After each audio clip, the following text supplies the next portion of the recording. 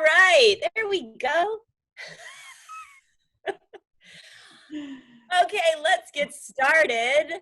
Welcome, Transfer Community, to the Transfer Nation videocast. I'm super excited for this episode. I am here with Tommee and Veronica from Cal State University Channel Islands. And I'm gonna let you all explore their website and the information about their programs that's in the description of the videocast below. I want to dig right into the conversation because they're going to share with us some really interesting information about a new program that they're piloting this year called the Asset Scholars Program. It's a really kind of holistic student success packet and team, it sounds like. So Tommee and Veronica, welcome. I'm thrilled to have you here, and I cannot wait to learn more about this program. Thank you so much, Heather. Actually, so this morning I wanted to thank you for making this connection happen with us.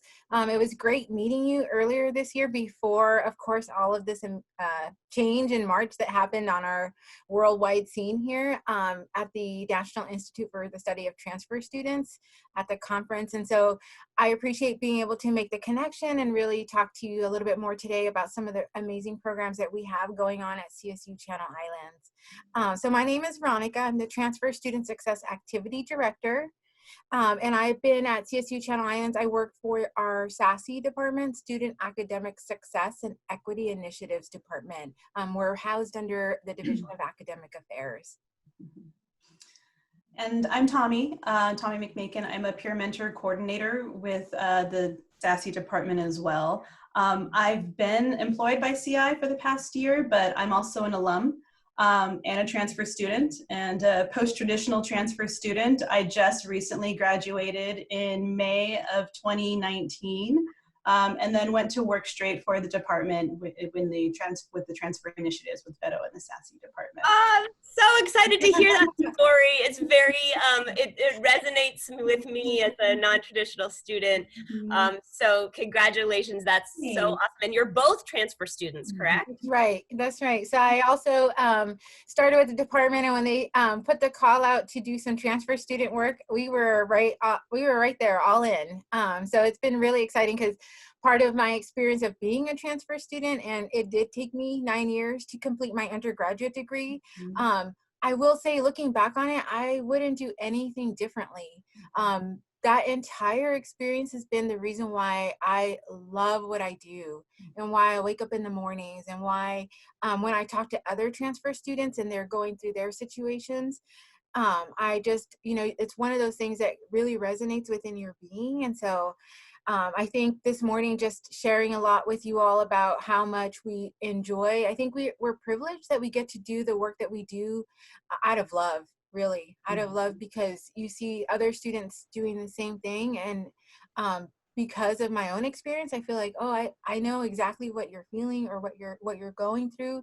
How can I help? And so I think that has been the foundation stone for us in the work that we do within the SASE department, and then with some of our programming. Right. And our stories are not exclusive to the department. I would say every person in the department shares a similar story. We are 100% the students that we serve. We are those students. Wow, I love that framework. I just love that. So tell us about this pilot program that you just you decided to start during a world pandemic. That was nice and convenient for you. I love that. Tell us a little bit about that. Absolutely. So I will say, our department, as Tommee mentioned, is spearheaded by two amazing mujeres, two amazing directors. And so part of their vision and the design, and I think our collective efforts to putting that Asset Scholars Program together, it just happened that it did kind of launch in the middle of a global pandemic semester. That wasn't something we were originally aiming for. But I will say there's been a lot of great learning that has come out of the program over the last couple of months. And so I guess a lot like our transfer experience, I don't know that I would do it any other way, just because I will glean from it the great learnings. And I think in the end result, our programs will be even better for it.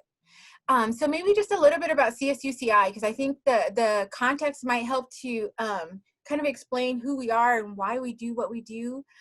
So CSUCI is a part of the CSU system, the California State University system. We're 45 minutes north of LA. We're this perfect combination, I think, of coastal city. We're right off the beach, but that's mixed in with an agricultural background. And so literally on the way into campus, you'll find strawberries growing on the side.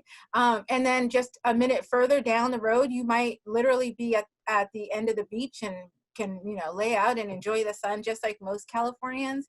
And I always appreciate this dichotomy because then when you look at our student population, it completely makes sense.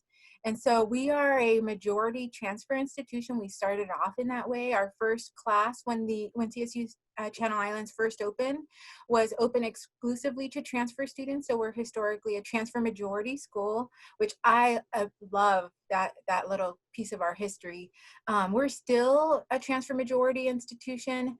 In addition to that, a majority of our students are also first generation. They're the first in their families to go to college. So it does vary from semester to semester or from fall to fall because our incoming class, the definitions change a little bit, but we've been strongly at 60%, 60, sometimes pretty close to 70, but 60% first generation. So a lot of our students are the very first in their families to go to college. And so also, not surprisingly, a lot of our students are also Latino students. And so heavy majorities in all of those three categories. And so that's a little bit about CSUCI and who we are and the type of student that we have. And so with that in mind, I think it does make a lot of the work that we do that much more critical. And so how do we help students succeed academically? And that's been our driving question. How do we, knowing that they're where they're at, how do we help them? And so we are also a designated Hispanic serving institution, and our driving question is that word serving.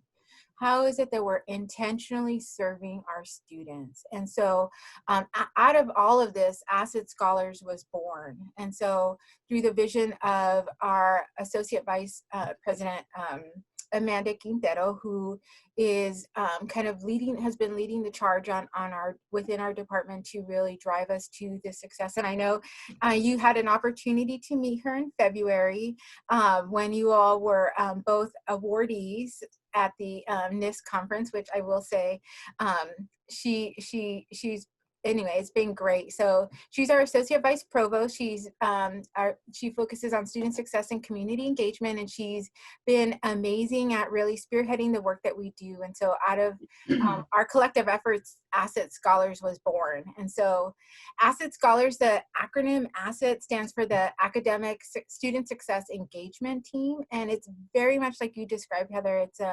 It's a team approach, a student success team approach to helping students succeed academically. And so part of the Asset Scholars focuses on transfer students, and particularly transfer students in their first semester at CSUCI. And so I know you probably know, Heather, with being a transfer student yourself, that first semester is really challenging. It can be one of the hardest. I mean, I think what's always challenging, and I just remember that exact feeling of landing at a new school. You don't know anyone. In those first few weeks, you're really trying to get your bearings straight. How do I make sense of a new institution? How do I get acclimated quickly? Classes start right away.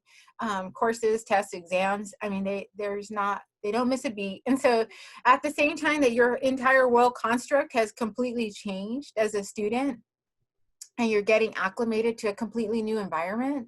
Oh, and by the way, succeed academically. And it's one of those things that it's so hard, that particular first semester. And so knowing that first semester can make or break a student's academic success at a new institution, we really targeted trying to draw in students at that critical point in their transfer experience. And so I will say, I think I think that has been in the work that we have done, has always been at the forefront of our mind. How can we help students at those exact transition points so that they can do the work that they need to do academically, and we can provide the support and the resources that they need to get there. So Asset Scholars started this past spring. We had over 200 students in our program. We invited a number of faculty to help us within the program. And so we had faculty from a lot of different majors. We have faculty that will have signed on for the entire semester to support and be resources to the students. And then in addition to that, they've been conducting some interventions, so different workshops, how to succeed academically from the faculty perspective, right? So a faculty member that can talk to you directly about what is it that a faculty member expects of you, beyond the syllabus, right? Beyond the syllabus, beyond the office hours, looking past the two-dimensional world in real life as a human being, from a faculty member to a student. What is it that they're looking for? And so the faculty members that have participated, a lot of them are first generation themselves. And so they really understand a lot of the student experience coming into it. And so our participating faculty have been really phenomenal, even in the midst of this pandemic. So come March, like everyone else, they were required to transition all their own classes to a virtual instruction setting instead of obviously in person with everything that happened with COVID-19. And then at the same time, transitioning Asset Scholars, a program, and all of its support over to a virtual instruction setting as well. So, but it's been absolutely great. We have our end of the year celebration coming up at next Friday. So not today, but next week on the May 15th. So we're really excited. It will be a virtual end of the year celebration, which of course we would love it if we could see everyone face to face, but given the situation, we'll take it. We love seeing our students. We will always try and carve out those opportunities for them. So, right. I'm looking forward to the celebration as well. We want to sort of highlight okay, you have faced so many challenges to get to your first semester at CI. Mm-hmm. You've now faced one more. It's just one more to add to the list of the things that we get through as transfer students, and they're still persevering and they're still finishing. So we really are excited to celebrate that and to tell them we see you, and we see and we understand this work, and you made it. Like Vero was saying, you made it to May. Congratulations, your first semester at university, and you made it to May. This is wonderful program. I have so many questions. One, what terrific work. I have a whole bunch of questions about how you got to this point, the collaborations, the relationship building, the funding, and kind of that aspect of things. But Tommee, I know that you said you work with peer mentors. Do you have a peer mentor aspect to this? Because that's something that we're exploring in our college learning communities at UCLA. And something I know is the whole conversation has really been about how our own experience as transfers has really influenced our work. And so how are you using peer mentors in this program to really help with that first semester success? Right. And as Vero had explained, the Assets program is just part of a larger umbrella of multiple programs. And at the core of that program are our peer mentors. They are the heart and soul of the entire program. We currently employ 80 peer mentors, but we have a smaller group working with the Assets program. They have been amazing throughout this entire transition. The facilitations that were happening before the transition, they were, moderating faculty, workshops and co-facilitating, creating curriculum, like a holistic perspective of academic success, study skills, how to read your academic report, self-care, that sort of hidden curriculum of university that our students truly understand. They've now transferred all of that to a virtual services setting. They, without skipping a beat, in doing that, they're also going through the same thing that these students are going through, they're transitioning to virtual learning. They're learning all of these new platforms to use. They're coping with this entire COVID-19. We have, students who've left housing, dispersed back across California, and still reconvene to work together to continue supporting the students. They've shown up for their mentees throughout this entire experience, which we're incredibly proud of. But they show up because they understand. They understand because they are the students that they serve. And it's been amazing to watch that entire process over the last, month. In reality, time doesn't exist anymore, but it's been a month, March to April into May into graduating.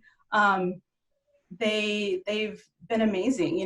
They're the bridge builders during this entire virtual transition for our students. And they've sort of been this virtual lifeline for the students as they're transitioning as well. First gen students, transfer students, again, they are who they serve. And that's one of the things that why this community feels like home to me is I think there's this just kind of intrinsic desire to give back because you've lived the experience, and the diverse experience that is, but at least the transfer part that unites us all. And yeah, I love that. So they've really been it sounds like they've been kind of just incredibly vital to the program and kind of helping with all of the aspects of the program. Right. And they have, and I would say it's almost been reciprocal, even in reaching out to their mentees, in sharing their experiences and just holding space for them to talk about what's happening. They're peers, they're students. Yes, they're mentor-mentee relationship, but they're peers. So they get to share those, those spaces together. And in addition to what we were talking about earlier, us being transfer students, our experiential knowledge, our faculty and their first gen transfer student experiential knowledge, we've really created and harnessed this beautiful mentorship pipeline between the faculty and the staff and our mentors and our first semester transfer students, which has only further strengthened the entire community of our transfer community as this has all happened. So in terms of the organization of this program, are all the students, you said 200 students, so it's serving 200. Do they apply to the program?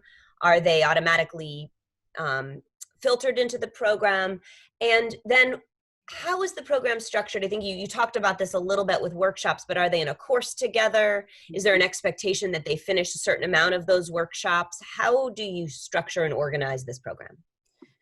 That's a great question. We actually, so kind of maybe taking a step back, one of the things that we wanted to consider coming into the program was really looking at the program being data driven and data based. And so looking at what, if we could drive kind of some early student success indicators, if we could take a quick look at them and see what would help students at those critical transition points. And so we designed the program so that it's focused on those particular elements. And so students in their first year, for example, so incoming students in their first year when they're first transitioning to a four-year institution, and as I mentioned earlier, transfer students in their first semester, also that critical transition point as they're coming in. So those are the students that we wanted to draw into the Scholars Program. And so, but it is very much a Scholars Program in the sense that it's academically based and academically driven. And so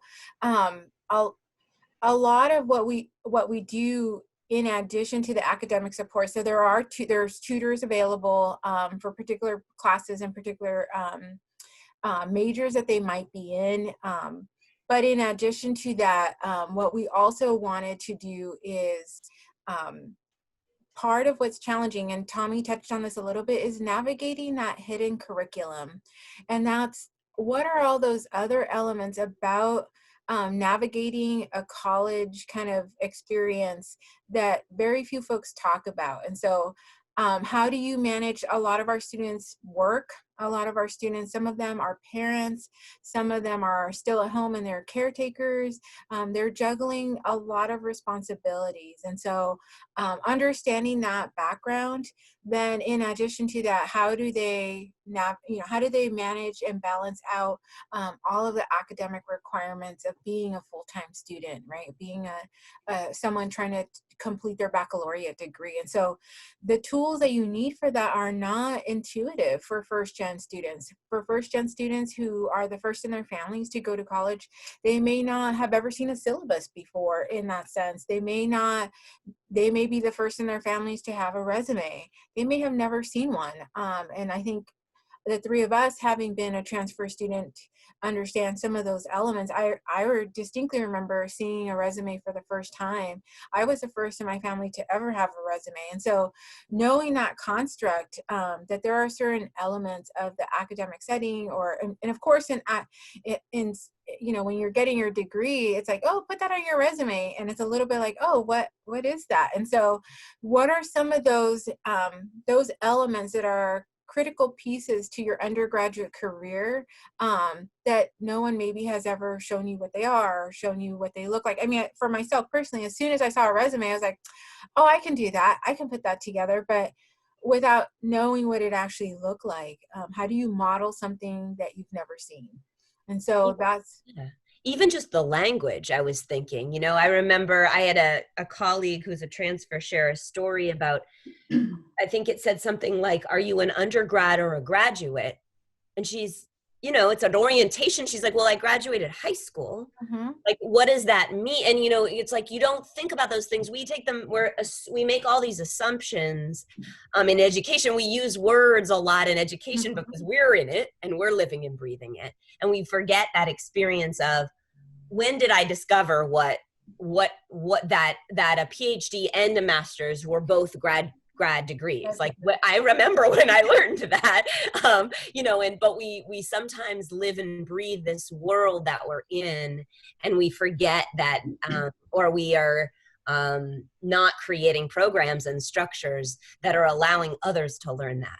And I think that lends to another component of the beauty of the peer mentor aspect is there's this, it's always different when we hear information from faculty or from staff. We're authority adults, different, we have same experiences, but I remember being a student, and I remember this sort of demystification process when peers began to share with me, this is what this means. Oh, okay, rather than, I feel like I was a bit of a different student in that I was, a full-fledged, full working person in my mid-30s and had been, a professional and went back to school. I had a different drive, which is also the beauty of you returning to school. When you're an adult, we have a different drive, a different motivation, and a different perseverance. However, even with that drive, even knowing that I needed to speak to my faculty and go to office hours and do all that, there was still this, am I about to ask a really stupid question? Does anyone else have this question? Am I the only one?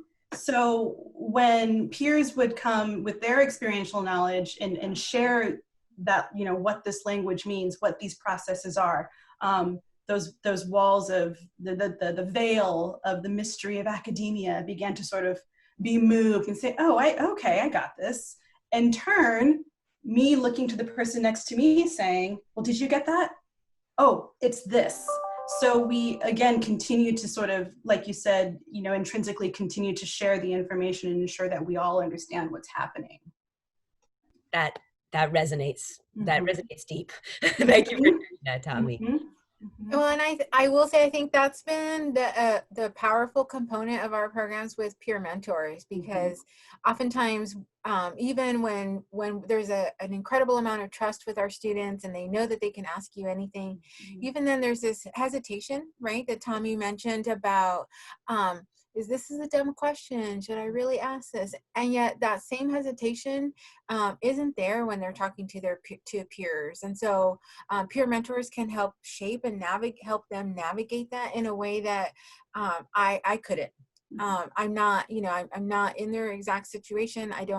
I may, for whatever reason, even without trying, still be intimidating to them. And so I think that's really the power behind the peer mentoring aspects that we have for asset scholars, in that all of these elements, right? The navigating the hidden curriculum, how to make your way through your undergraduate career, who to go to when you need help in certain areas. Is that an enrollment question? Is that an admissions question? Is that a registration question? And I mean, even all these aspects of it are challenging, even for us as pro staff, and so for students even more so when they're trying to determine who they should go to seek help. And so our peer mentors are trained. We have a number of different training elements to our peer education and equity program, our PEEP program. They're the ones that provide all of the support to the students, and they really are that bridge builder, the bridge builder that Tommee described, of bridging the gaps between their transition from a community college to a four-year institution. And even before they need the literal academic supports, the additional supports to getting them to understand even the framework of what academics mean. What is the syllabus? How do you map out your time? How do you look at your coursework? And try to prepare for things in advance. What are those, for the transfer students, a common topic for us is, what are those top transfer tips? In other words, what are some of those important elements that you should do as soon as you hit your new institution? You should be double checking your transcript. You should be checking in with an academic advisor. You should be getting to know your major, the faculty in your major right away. Don't be shy. Start to get to know them. Use their office hours. That's what those are intended for. And so, but having it come from a peer perspective, and so from peer to peer, having the peer mentors really help guide them through some of those. Oh, talk to your faculty. The funny thing is they're human too. Talk to them about their dogs and about their kids, and that's as important when you're trying to even, who are you and who are they, and how do you mesh that together so that you both accomplish what you want, and that's for you to do well in your baccalaureate degree. And so faculty are just as invested, just as interested in you having everything you need to be successful academically. And so those are a lot of the tools that we give them as part of the Asset Scholars. How do you map out your syllabus so that you have a sense for your entire semester where your exam points are going to be, where those main kind of hiccups will kind of happen, and then how do you manage, your job expectations around those times so that you know that these are critical points in your schedule for the next 4 months. How do you start having early conversations with either faculty members or with your jobs or with your families to kind of take care of those critical junctures? And so those are the types of things that our students really focus on, and bridging kind of the gaps between the situation we know our students are in and then the academic expectation pieces that come with that. Mm-hmm. Well, obviously we need to do a video series just on this program. And you are absolutely going to come back and talk about peer mentor programs. I want to hear how this, how your data collection from this first pilot program goes. Maybe even talking about how you're training and onboarding faculty into this process, because I'm sure these collaborations and building bridges and developing this team of success life coaches, however you want to phrase it, really took a lot of thought and intentional planning, I would imagine. So I think we have to come back and continue this conversation.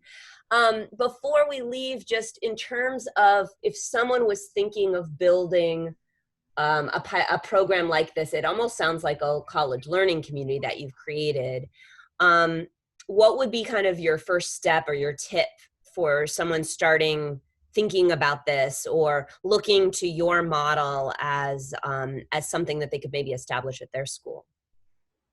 I think one thing to always consider, and Tommee and I and a lot of folks in our department talk about this a lot, and I think that's starting from what the student needs, meeting the student where they're at. And so that student-centered programming and the student-centered work is very much, I think, core.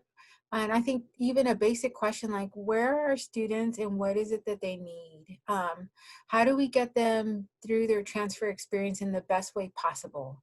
And so that's the serving element, right? How do we be serving instead of not just enrolling our students, but actually serving them? And so I think that's a core question that will help you shape whatever it is that you want to provide to students.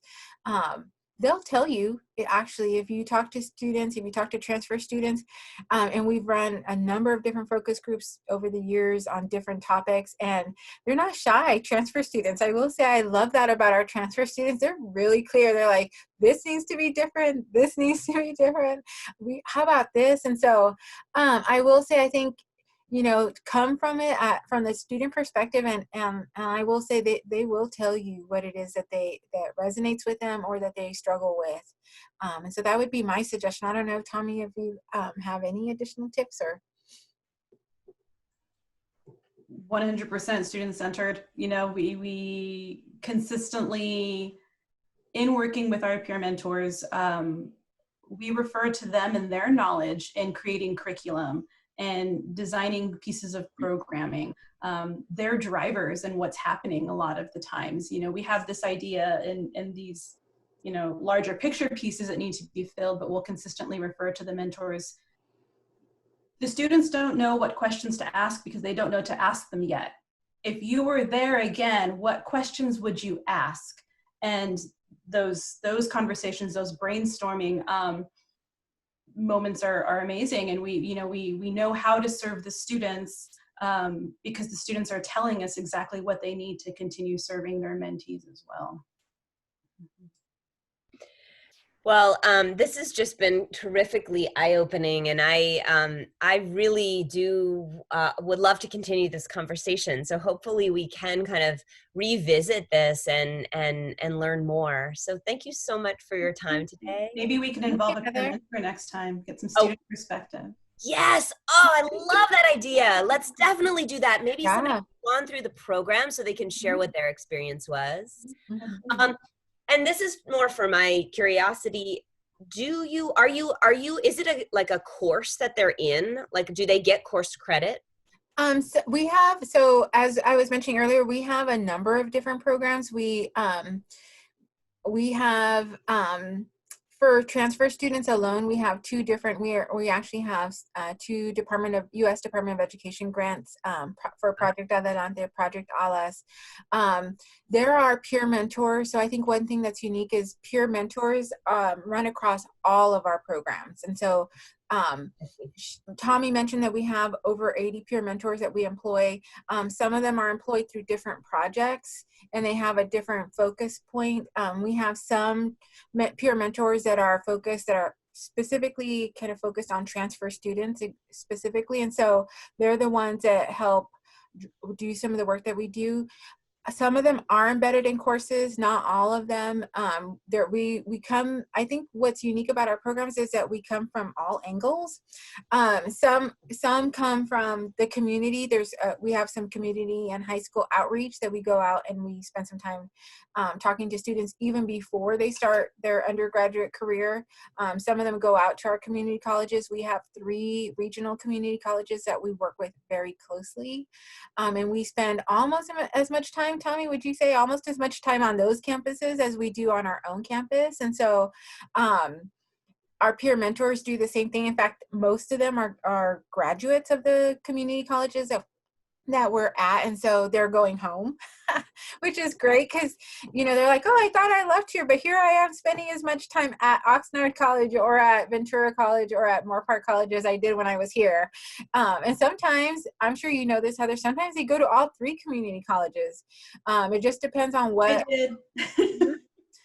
it depends on what college has a class that they need. And so if there's one that has it, and I mean, Moore Park, for example, has a great zoo program.